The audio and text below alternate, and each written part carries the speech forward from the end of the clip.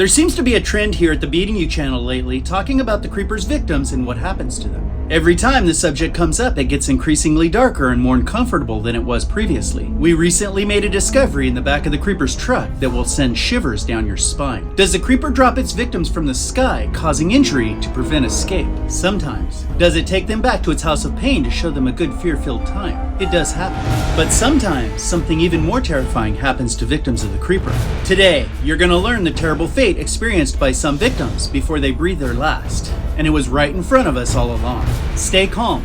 It's only gonna hurt a little.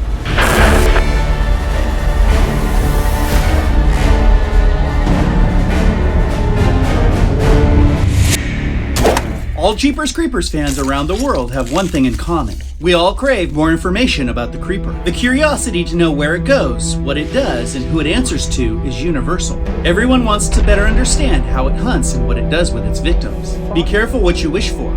You're about to discover something gruesome about the Creeper and its guilty pleasure. Get ready to fall headfirst into the dark known as the Creeper.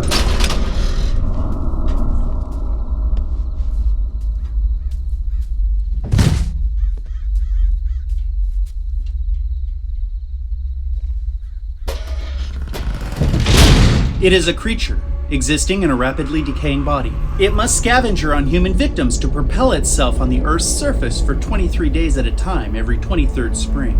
And whether you believe it's awake or asleep for 23 years, it still has to preserve its own body. There are many pieces of evidence that lead to a morbid realization. One is the deadline facing the ominous needy beast. It doesn't have long to interact with humans. During the days it's allowed above ground, it either wants to or needs to be a part of our population. For that reason, it must use its time wisely. The creature does enjoy playing with its victims, and it must reserve time for that as well. The bottom line is the Creeper must be focused on everything it does so that it gets the most benefit out of each new day. It must be efficient. But the Creeper has larger concerns than simple efficiency. Only certain things from certain people. There are only certain people it can use for regeneration, and of those people there's only certain things it wants or needs. Now, the Creeper may hunt for reasons other than regeneration. It's taken some people to leave others more vulnerable, while others it's taken in front of witnesses to create fear. But all of these tactics still focus on one goal: taking as many of the right people as possible in 23 days. This is no easy task, and if picking victims wasn't difficult enough, it must defend itself against those seeking to harm it, as well as those who just happen along and are in the way. It must be selective.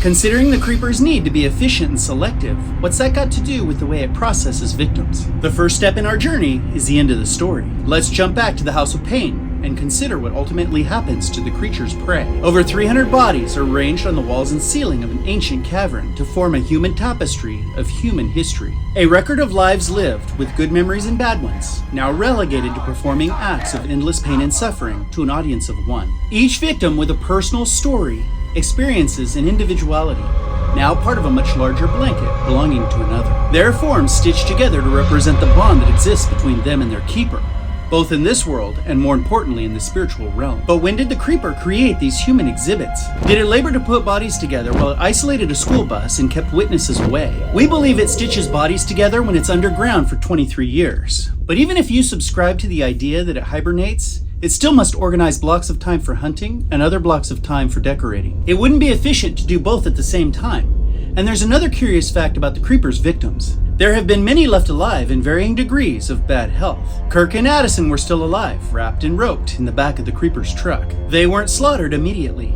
We have long believed, like Kirk did, that it was an error on the part of the Creeper, that it was in such a hurry that it thought Kirk and Addison were dead. But evidence supports the idea that many of the Creeper's victims are alive when they reach the House of Pain. Just think about the name itself, House of Pain. And did the creature really believe they weren't living? It's been hunting for thousands of years. It can detect fear in humans from a great distance. Wouldn't it detect human breath or a pulse? It's unimaginable to consider the idea that the Creeper wouldn't have known they were still alive. It was part of the plan. Yet many of the victims in the back of the truck are not alive. Kirk told Addison that the victims around them in the back of the truck were dead. He told her he had checked, but that's if he was right. And of course, there's more. Everyone in the back of the Creeper's truck was wrapped and roped. Why? We have long speculated that human wrapping may be part of the preservation process. The wrappings may contain chemicals used by the creeper to keep bodies fresh until it officially preserves them. But what has rope got to do with it? Preservation doesn't explain the use of rope. Now think about that for a minute. Why would the creeper wrap in rope its victims? What purpose does rope serve if the creeper thinks the victims are all dead? The rope is further evidence that it keeps some of its victims alive on purpose. But the problem is, that's not the disturbing part.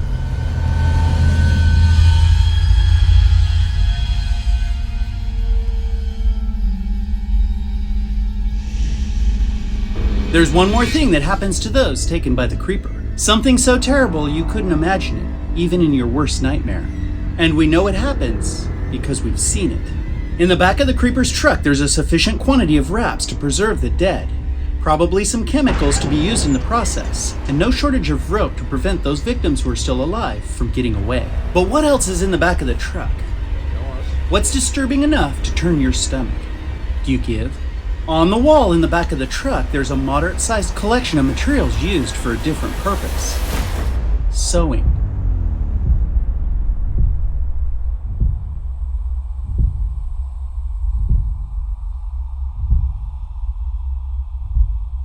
Now take a moment and think about the creeper's mobile sewing kit. Pause me if you need to. Why does the creeper have a sewing kit in the back of its truck? The answer was lying at the bottom of a long rusted pipe. Think about the dying boy that Derry found in the basement of an old church. He was wrapped and roped so he couldn't get away, but he was also sewn back together. This indicates a terrible fate for some victims of the creeper. The creeper does take what it wants from its victims. Sometimes the need is immediate, like the prisoner at the sheriff's station. Other times it takes what it wants later, like it did with Derry in its factory lair. He was taken on day 19, yet we heard his screams around noon on day 23. But what purpose would a sewing kit in the back of its truck serve? Do you know yet? The creeper may desire something from someone it has recently taken. This is common knowledge. It would take what it needs, wrap and rope the body, and deliver it to one of its layers for later wall mount. A sewing kit wouldn't come into play in that situation. It's understandable to have sewing materials in its layers so that it could sew arms together to represent the endless love affair of Kenny and Darla as they entered into the afterlife prison of an indelible creature. But there's only one reason the creeper would keep a sewing kit in its truck. If it planned to take something from a victim at the time of capture and keep them alive for later. The dying boy at the bottom of a rusted pipe is evidence that the creeper hunts, takes what it needs, and keeps the victim alive. Otherwise, why would it sew bodies back up?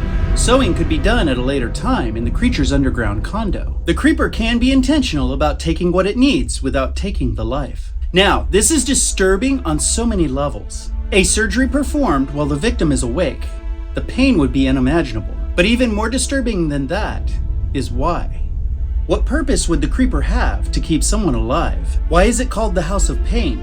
And what exactly happens there? Why do all the victims displayed in the House of Pain have expressions of agony on their faces? As we always do, we will leave some of these questions for you, our amazing Jeepers Creepers family. Be sure and let us know what you think in the comments below. This episode was honestly hard to make. It's hard to imagine what victims of the creeper must endure. The dying boy at the bottom of the pipe lived out one of the most gruesome things that could happen to a living creature. It gave new meaning to Giselle's statement. Something so terrible you couldn't imagine it, even in your worst nightmare. And that makes us think about other victims. What about Derry? Did he lose his eyes while he was still alive? Did the creeper come back later and finish him off by taking the back of his head? You must admit, the blood around his eye sockets did look a little dried. You know, we'll never know for sure. The only ones who ever really knew didn't live to tell about it.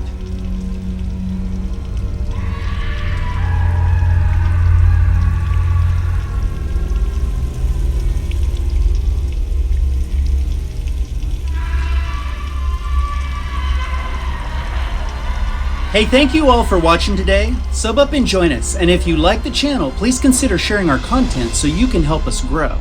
We're going to try and hit 100,000 subscribers by 2026. Can we make it? I don't know, that's all up to you guys. But until then, we're going to keep delivering tasty Jeepers Creepers information. Until next time, we'll see you.